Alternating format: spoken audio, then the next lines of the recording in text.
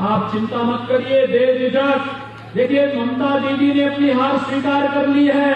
अब वो कह रही है कि मैं अकेले भाजपा का मुकाबला नहीं कर पाऊंगी। जब देश के संविधान में आर्टिकल 370 जोड़ करके कांग्रेस देश के अंदर आतंकवाद की नींव रख रही थी, तो भारत माता का कोई सपूत उसके खिलाफ आवाज उठा रहा था, तो वह बंगाल की धरती पर पैदा होने वाले डॉक्टर श्यामा प्रसाद मुखर्जी थे। श्यामा प्रसाद मुखर्जी ने कब कहा था, एक देश में 2 प्रधान, 2 निशान और 2 विधान नहीं चलेंगे, नहीं चलेंगे।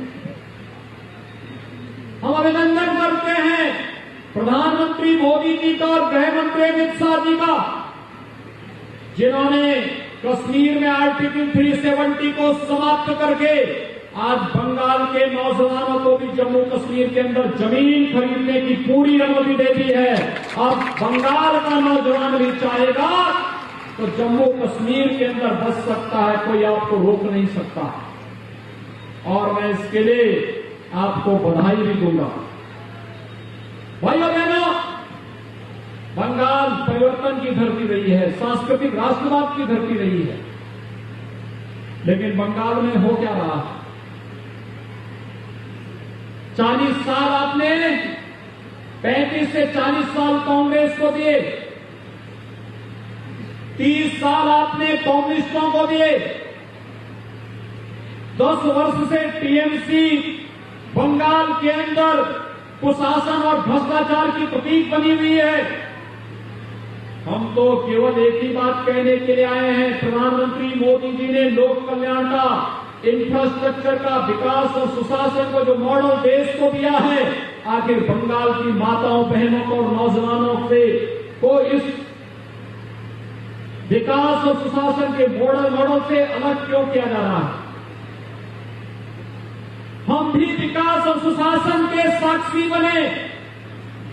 बंगाल के नौजवानों को, बंगाल की महिलाओं को, बंगाल की बहनों को, बंगाल के किसानों को, बंगाल के व्यापारियों को, बंगाल के प्रत्येक तबके के नागरिकों को भी अधिकार मिलना चाहिए। बंगाल के अंदर आज रोजगार की स्थिति खराब है। यहां सरकारी कर्मचारियों को भी सेवंत पे कमीशन नहीं मिल रहा है। उत्तर प्रदेश के अंदर हमारे चतुर्थ श्रेणी के कर्मचारी को जितना वेतन मिलता है, यहां क्लास 1 के अधिकारी को उतना वेतन, उतनी सुविधाएं नहीं मिल पा रही है। राज्य भारत गणराज्य के हिस्से हैं, लेकिन फिर भी भेदभाव इतना ज्यादा, यहां की राज्य सरकार अपनी फिजूल खर्ची और भ्रष्टाचार में पैसा खर्च करती है। कर्मचारियों की सुविधा के लिए नहीं, नागरिकों की सुरक्षा के लिए नहीं, विकास के लिए नहीं, सुशासन के लिए नहीं। और यही कारण है भाइयों बहनों, उत्तर प्रदेश में 4 वर्षों से भारतीय जनता पार्टी की सरकार है, और 4 वर्ष में उत्तर प्रदेश में हमारी सरकार ने 40 लाख गरीबों को प्रधानमंत्री आवास उपलब्ध कराया है। 40 लाख गरीबों को।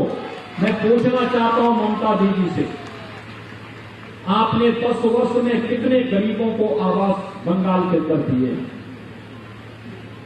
उत्तर प्रदेश के अंदर 4 वर्ष में हमने 1,21,000 गांवों को विद्युतीकरण की योजना के साथ जोड़ा है, और 1,38,00,000 गरीबों को निःशुल्क विद्युत की सुविधा उपलब्ध करवाई है।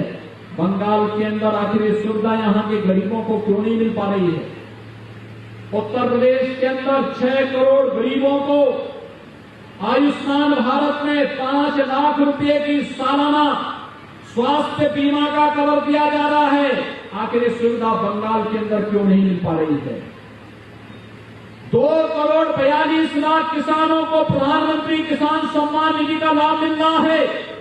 आखिर प्रधानमंत्री किसान सम्मान निधि का लाभ बंगाल के किसानों को क्यों नहीं मिल पा रहा है? हम ममता दीदी से यही पूछना चाहते हैं, क्या यहां के किसानों का हित नहीं होना चाहिए?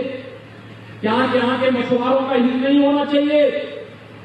यहां का नौजवान नौकरी और रोजगार पाने का अधिकारी क्यों नहीं? लेकिन सरकार के एजेंडे में जब विकास हो, सरकार के एजेंडे में जब सुशासन हो, सरकार के एजेंडे में जब गांव का समग्र विकास हो तो ही तो कोई सरकार उस पर कार्य कर सकती है। लेकिन भाइयों बहनों, बंगाल के अंदर टीएमसी के गुंडों की गुंडागिर्दी के अलावा, उनके भ्रष्टाचार के अलावा और उनके तोलाबाजी के अलावा बंगाल के अंदर विकास नाम की कोई चीज है ही नहीं।